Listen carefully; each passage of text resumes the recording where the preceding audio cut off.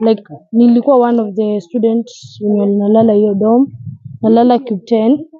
According to venye najua, mi venye niliamka like nilikuwa nasikia nduru, but sasa najua cube yetu inapenda tu makelele, but nikiangalia watch ilikuwa 12.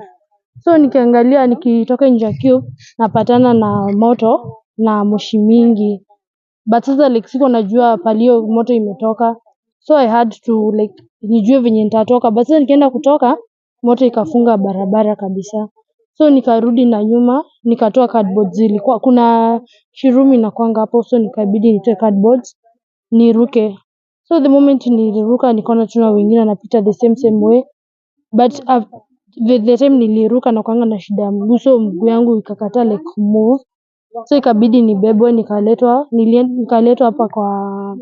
hapa kwa admin, nikaenda na ambulance ya 3 tukapelekwa Mathare, tukadungwa sindano.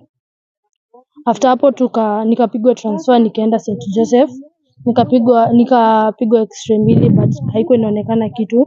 Nikapigwa transfer nikaenda Nairobi Women's, nikapigwa MRI, nikaambiwa shida ni muscles ndio ziko na shida. Alafu sasa like shule ndio ilinishughulikia everything, ikanilipia everything that nilikuwa nataka.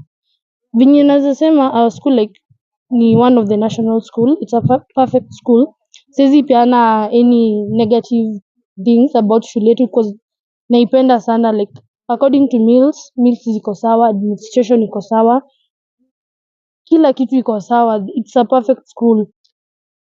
Alafu kitu ingine naweza sema about our schools, kenye naweza sema about our principal, anapenda equality, that's why tunaweza mpenda, na siwezi penda tuchangiwe principal wetu because of what has happened.